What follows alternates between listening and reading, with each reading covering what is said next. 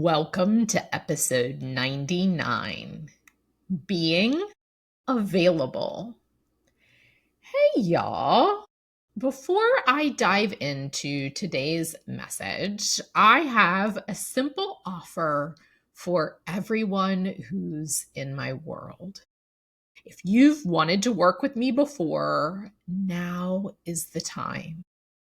If you were planning to work with me in 2025, this is your chance. For at least the first half of 2025, I'll be intentionally stepping away from my business.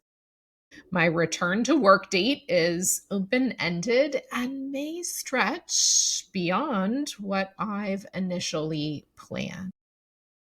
The decision to take a sabbatical feels aligned, powerful, and full of warmth. I'll be accepting a very limited number of clients to work with in sets of 8-week sessions, which is why I didn't want you to miss out on this incredible opportunity.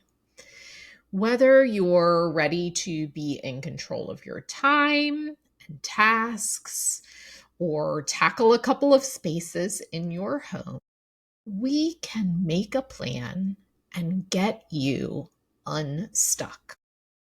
If you're ready to stop spinning in overwhelm and clear the mental clutter, we can make a plan and unblock your path. If you're ready to shift the conversation in your home around chores and care, we can make a plan and get the conversation bubbling. I hope you decide to join me. Send me a DM or an email with your interest, and I'll be in touch. All right, y'all.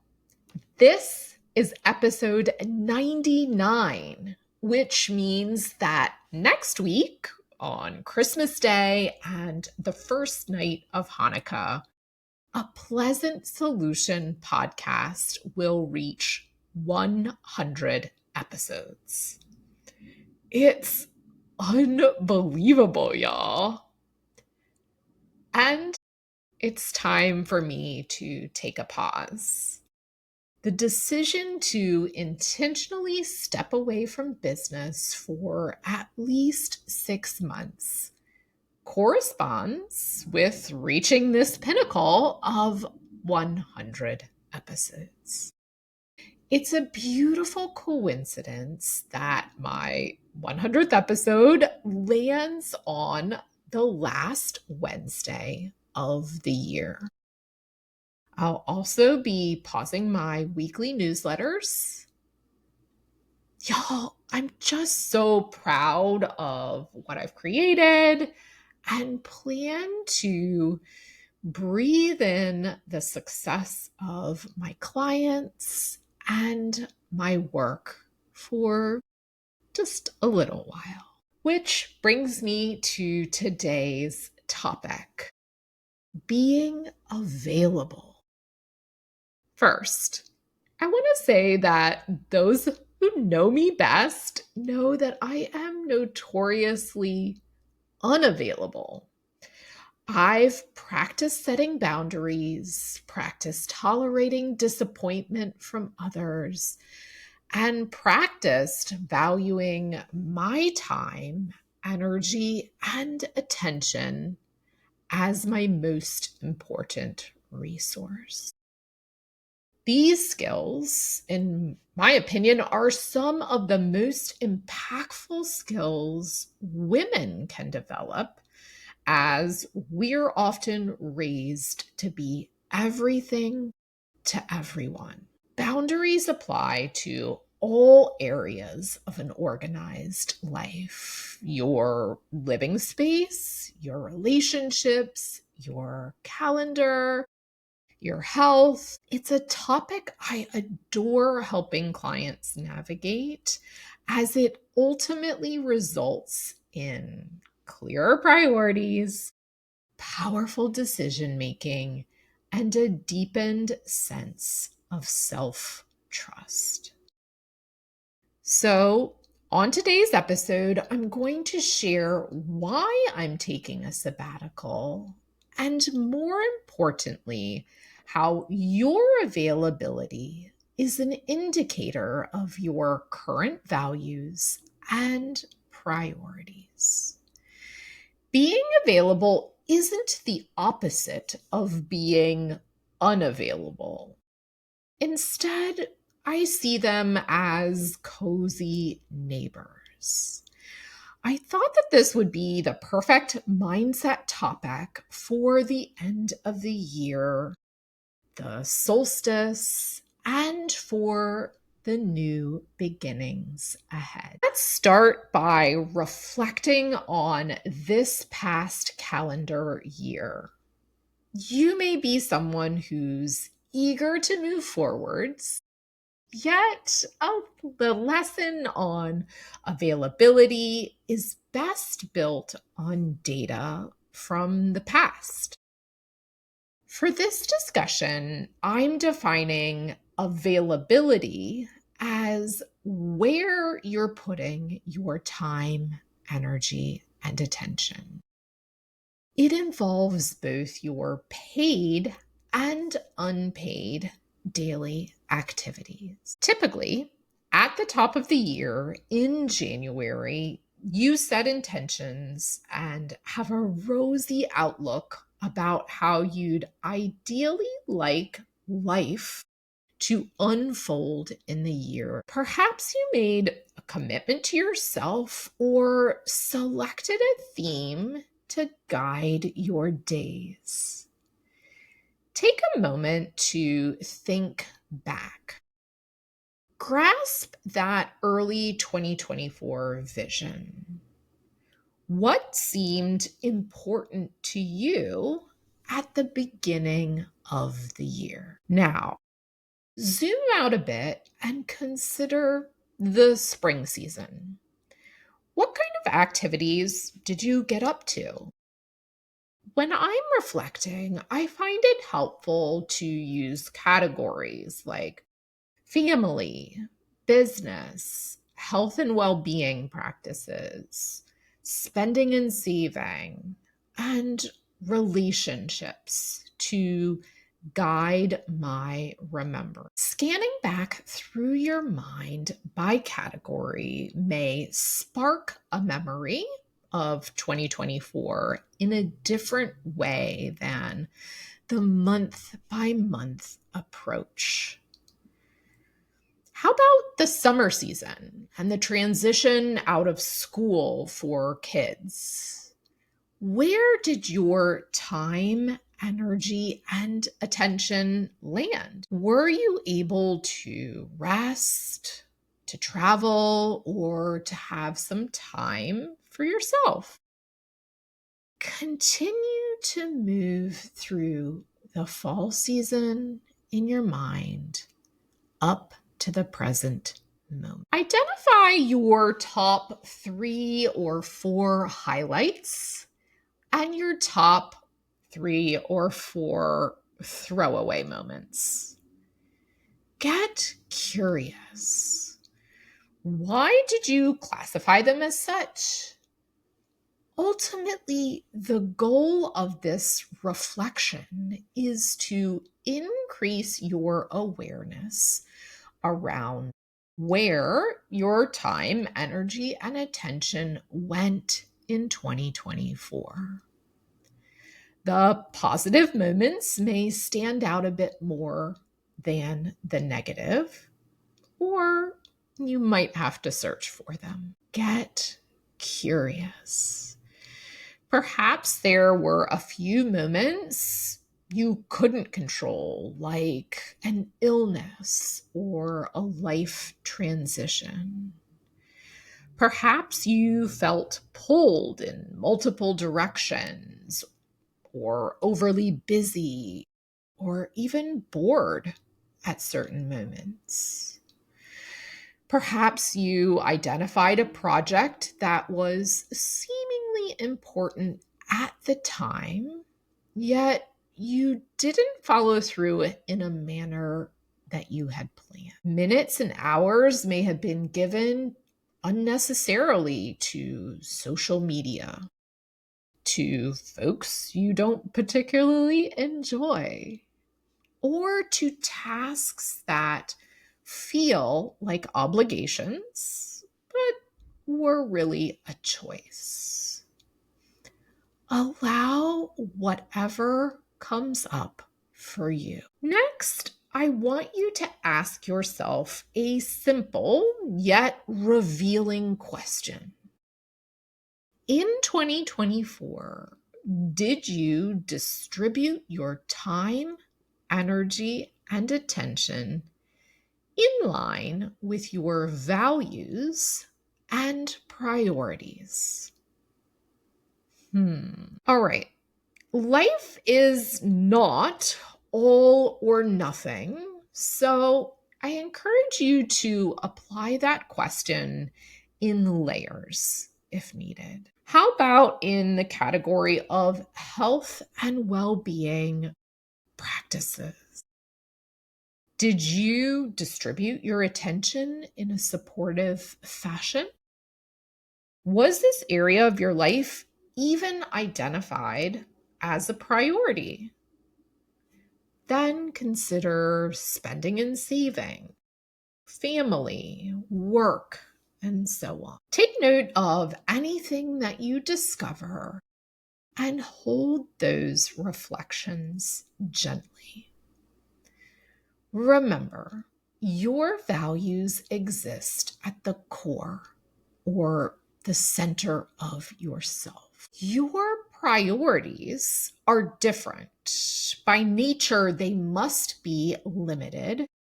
So notice if you find yourself being critical in multiple areas. Now, you may be wondering what reflecting backwards has to do with being available. Honestly, it's everything. This recent data that you just collected from 2024 tells you exactly where your time, energy, and attention went. It tells you where you chose to be available. Conversely, it tells you where you were unavailable too. But that topic goes back to episode 81. It's a great companion episode to this one if you haven't heard it. It tells you what you chose to prioritize and how often your values played a role in your decisions. For me, this exercise has been enlightening. I spent some time downloading and writing out what I'd been up to. Every time I remembered something, I jotted it down. The running tab showed me that all that I was doing in my business and all that I wasn't doing in my personal life. I was a bit surprised at what I discovered, and I hope that you are a bit surprised at what you discovered too. Lastly, you'll want to deeply consider where you'd like to be available in the near future. Your priorities and values evolve. It's how we grow. Each day we receive inputs in all areas of our lives. Some of these inputs are relevant and others are not. Either way, they help shape your values and priorities.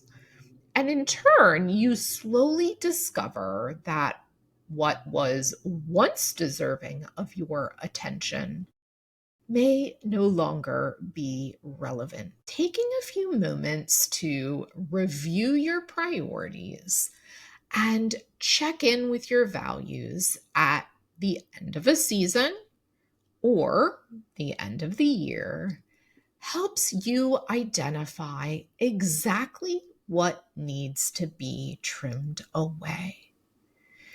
It's a conscious act of pausing.